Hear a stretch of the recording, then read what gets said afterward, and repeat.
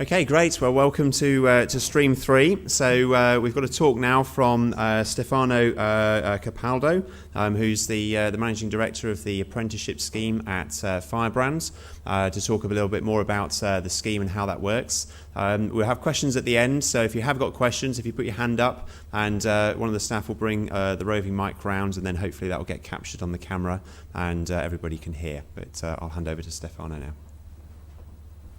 Good afternoon, everyone. Okay, so I'm using Prezi, so if anyone has vertigo, I apologise. Apparently it kicks that off, apparently. I didn't know that. I'm going to be talking to you today about the levy and the apprenticeships, taking through the journey of apprenticeships so that you understand how to start the process and effectively how to hire people. And apprenticeships are an amazing way to grow your cybersecurity workforce. If you think about some of the consultants here who have a lot of experience, they may be doing tasks and administrative functions that ultimately a more junior individual could be doing. And apprenticeships are effectively a foundation of skills. And cybersecurity is one of the standards available in apprenticeships now.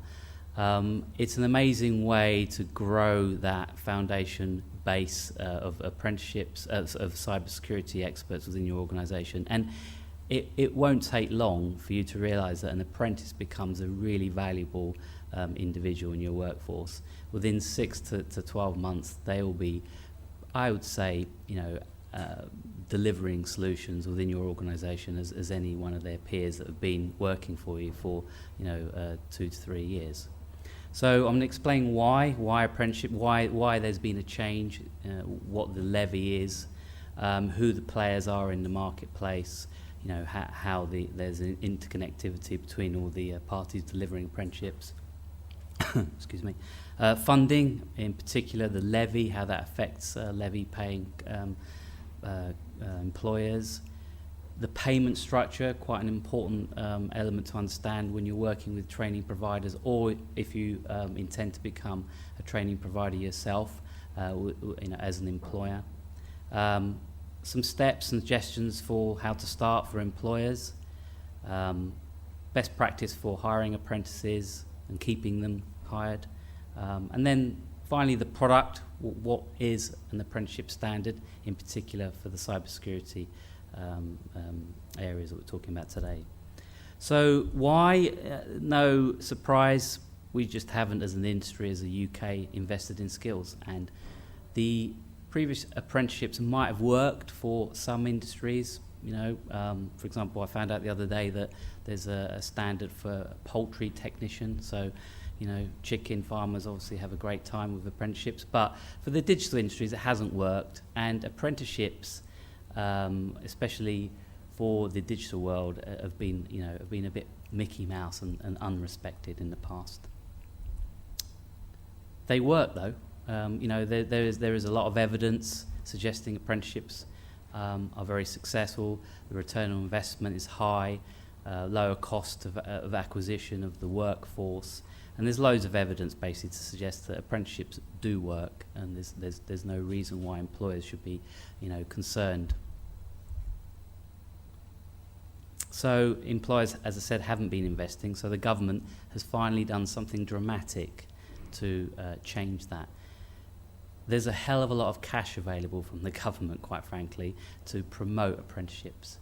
Co-funding, the government is bringing in 90% funded initiatives with apprenticeships, and it's forcing the issue of large employers through what is the levy, and I'll explain that in a minute. There are other benefits of the change in apprenticeships.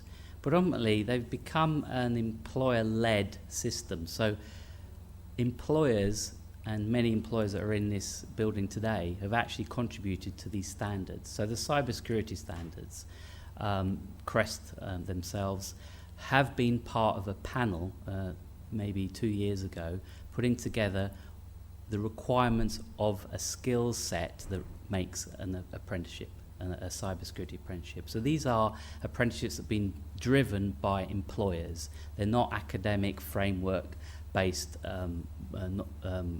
knowledge bodies that have been created artificially. These are real employers creating real apprenticeship requirements.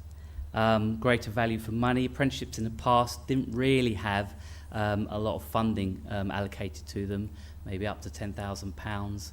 Today, apprenticeships have up to £18,000, which means that there's more content available, proper programs to be able to, train individuals with a lot more substance and flexibility. And the final point here is that employers have a lot more control over these apprenticeships. Employers now are in charge as opposed to training providers, where they can stop and start the payments to training providers, they can demand flexibility, and they don't necessarily have to always pay for the whole standard, the whole apprenticeship. They can be very flexible about taking components of the apprenticeship, and I'll explain how that works in a bit more detail in a second. So who's involved in the apprenticeships? Obviously the government, the Department for Education. They're there to create the rules around the money, who can get the money, who can do the training, how does it get drawn down. There's a newly formed Institute of Apprenticeships. They are effectively the governing body of apprenticeships to make sure there's quality there, to make sure everyone's behaving, all the funds and rules are all being adhered to. Ultimately, it's government money, and with government money comes lots of rules. Training providers, there are many training providers of all sorts, but independent colleges, unis, and as I said earlier, employers themselves can become training providers for their own staff. Endpoint assessment, the BCS is here. That's an example of an endpoint assessment. These are organisations that are testing the apprentices at the end of their programme to make sure they've got the skills that have been driven by the standard. As I said, all employers can take on an apprentice, very small, medium, large. The real only requirement, inverted commas, is that there's a job. Okay, this is a requirement for any type of money that gets drawn down from government. Is you need to have a job, you need to have a vacancy. When you go to draw down funds from the government, you need to prove that there's a new opportunity, that there's a new skill, a new vacancy within your organisation. It doesn't necessarily need to be newly employed. It can be your own staff that already exist, but it has to be a new opportunity with effectively a job description. And ultimately, apprentices themselves, traditionally very much heavily biased against school leavers, but now graduates can be put onto programs, existing employees, and there's no age cap. So this is a really powerful change that they've introduced. Graduates now can go onto apprenticeship programs, so even though they may leave at a level 7 or have done some of their graduate programs, they can repurpose into apprenticeship programs. So your STEM graduate could do a cybersecurity program.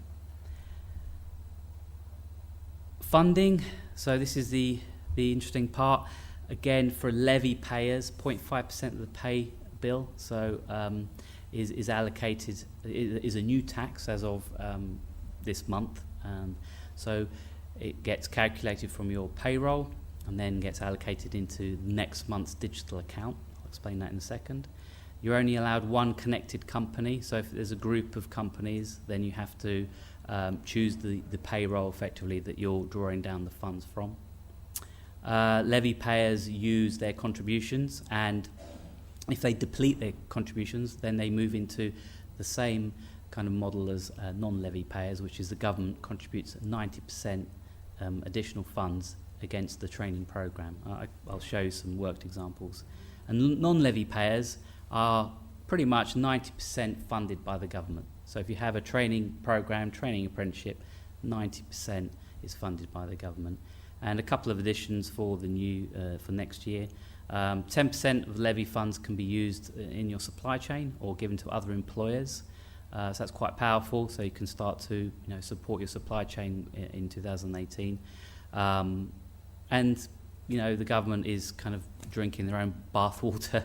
2.3% of public sector workforce have a target to be apprentices in 2018, which is huge. So very briefly, you have a monthly payment. So this is your payroll. They calculate the amount. They put it into a digital account ready for you the month after to use to pay for training. The government tops up 10%, which is very powerful. So again, the government is additionally adding more funds for you to purchase apprenticeship training. And then you can start delivering the training with your chosen provider. So, very simple example, £7 million payroll, your levy tax is £22,000. That goes into your digital account. Then you use that in the following month with your training provider. Non-levy payers, you pay 10% up front of the program. So for an £18,000 cybersecurity program, which is the maximum band, you'd pay £1,800, and the government would put the rest in to fund your apprenticeship. So it's really powerful, lots of money, loads of incentives. There are even more incentives. National insurance contributions don't need to be paid up until the age of 25. For 16 to 18-year-olds and disadvantaged, there are additional payments, £1,000 to provider and employer, to be used however they see fit. For very small businesses, is a great way for small businesses to grow their cybersecurity practice. 100% of the funds are paid for if you hire someone under the age of 19. So again, really powerful incentives. This is all transacted through effectively online digital account where you can manage your providers and manage your payments. All very, very simple. A couple of key points. Your levy is calculated on the people who are employed in England at the moment. So if 100% of your workforce is in England, then 100% is available. If it's 90%, then 9%. But if your employees do not live in England, but they work in England, they are eligible for the apprenticeship program. And it can be used for various things, and it can't be used for wages, travel, other expenses that aren't part of an overall list. To deliver an apprenticeship, to go on to an apprenticeship and to be an employer with an apprenticeship, you have to be on an authorised training provider list, which is called the Register of Apprenticeship Training Providers.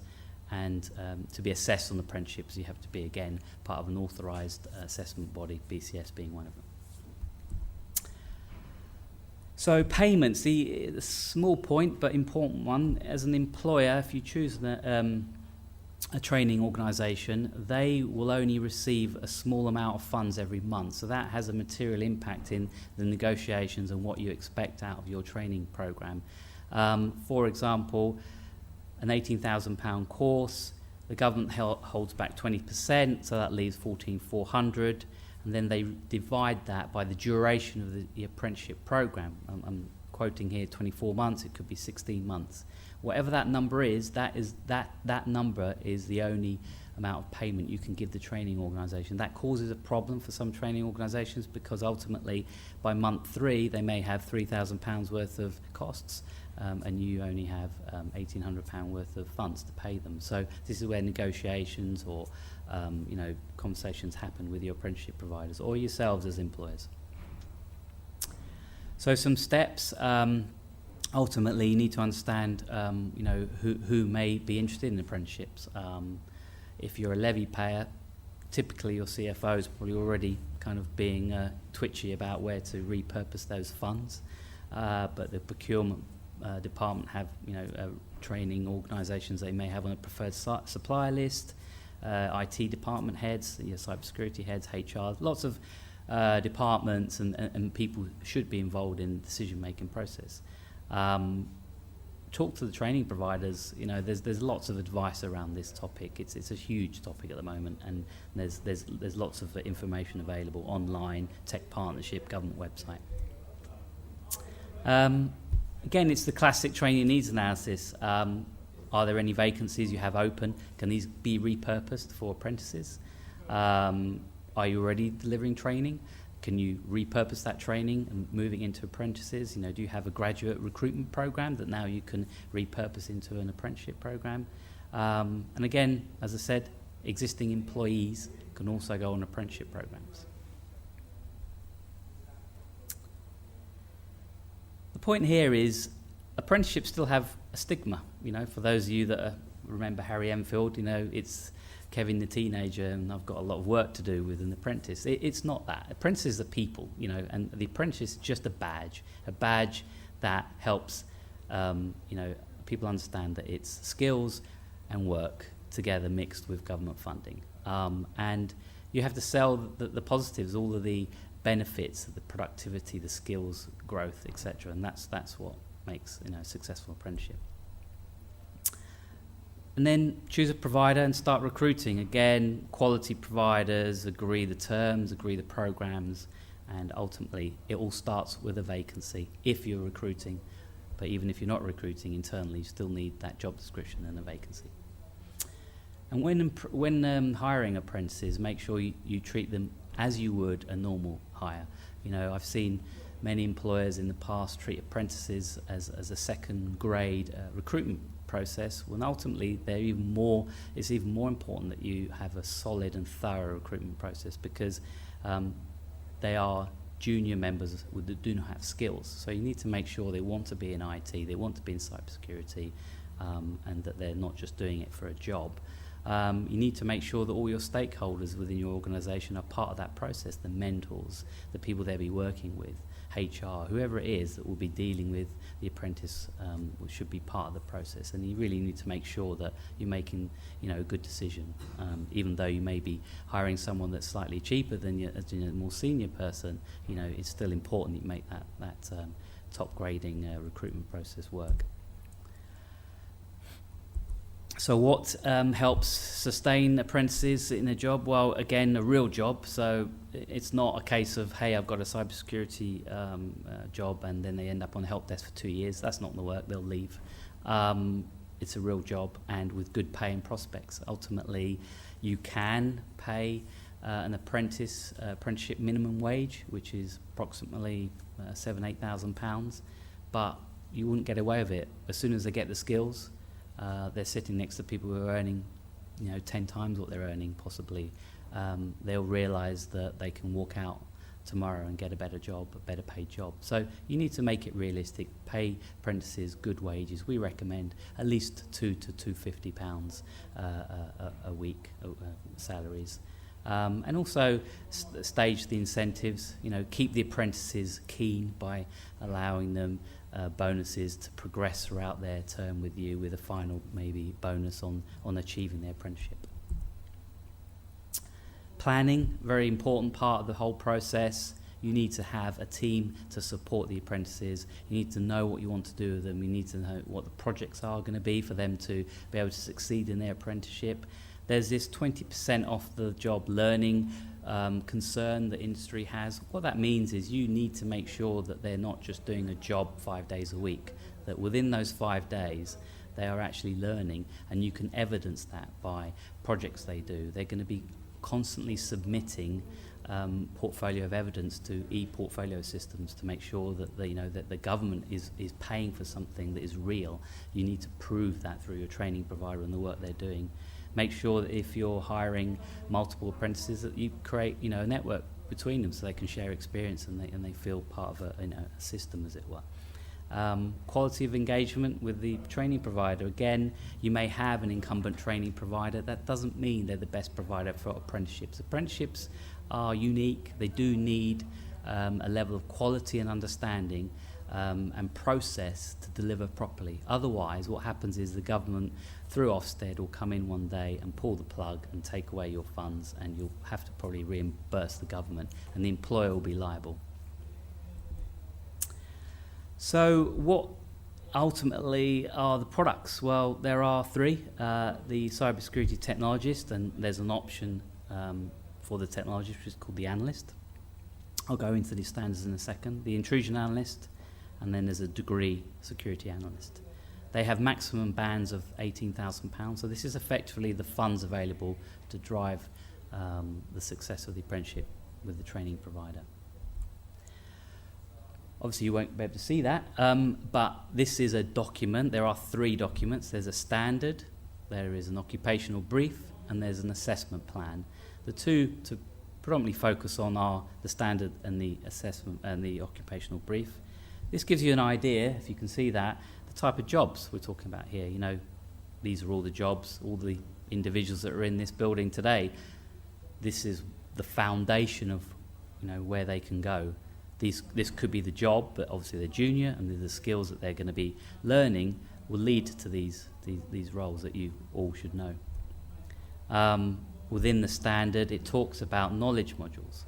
Knowledge modules are ultimately the detail behind the learning and the experience that the employer is expected to give the apprentice, and the training provider is supposed to teach the apprentice, so that when they finish their apprenticeship, at the end of that journey, they're going to be tested to make sure they know what, you know, cryptography is, or security case development is, etc.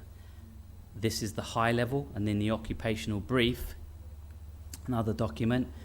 In the annex, it goes into a lot more detail. Just a couple examples here. So knowledge module 2, network and digital communications, and then goes into the plethora of detail, you know, understanding TCP/IP, networking, etc.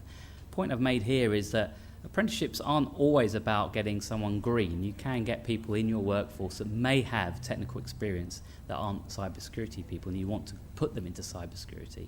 And if that's the case, then what you do is you go through these standards, work with your provider, and you work out how many of these modules you need. And if you only need, say, 3 of them, the program still needs to have some sort of length, being more than 12 months, but you'll have a reduced funding, and you'll be able to still put them on apprenticeship programs to deliver some of the cybersecurity skills, maybe not some of the basic skills. So this is where it's a really flexible program that works well.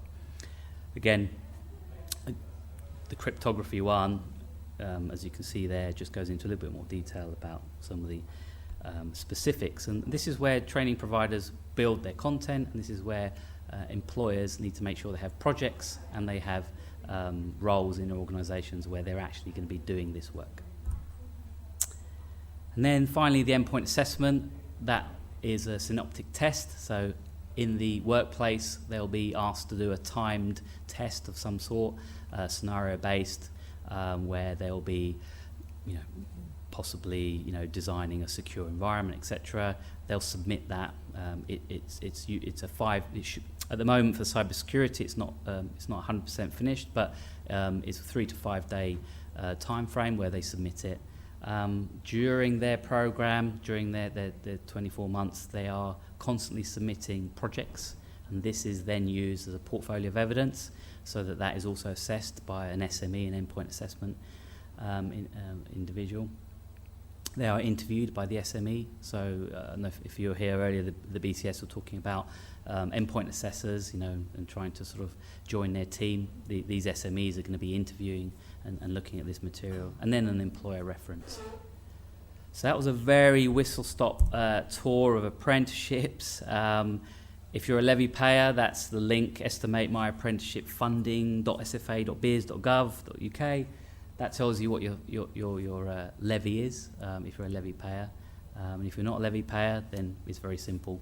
You pick a program, you pick the standard, and then you pay 10%, the government pays the rest. Thank you. Any questions?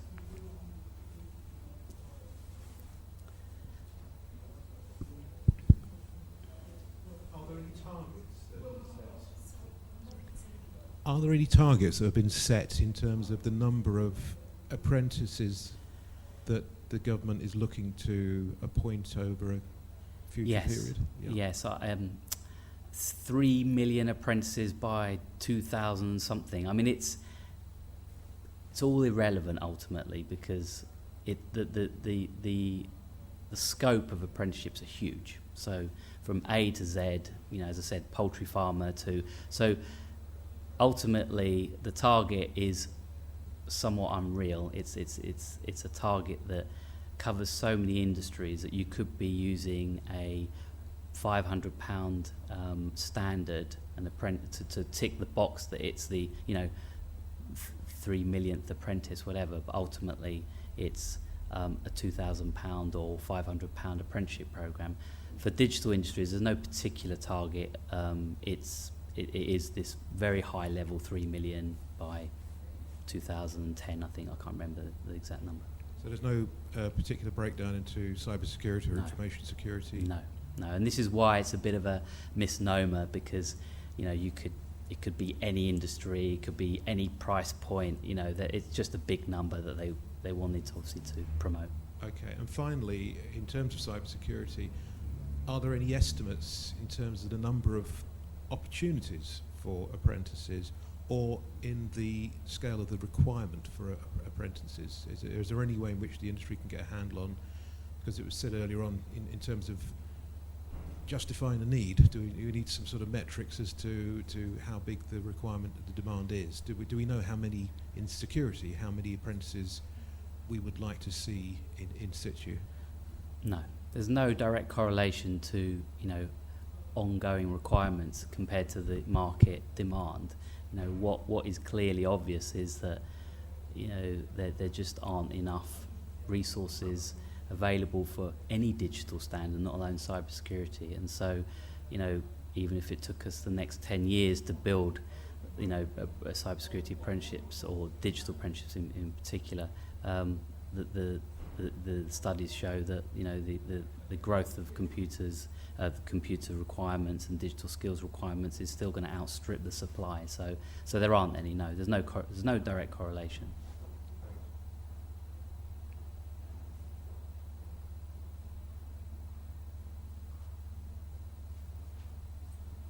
Okay, great. Well, thank you very much to Thank you very much. for that. And yeah, thanks.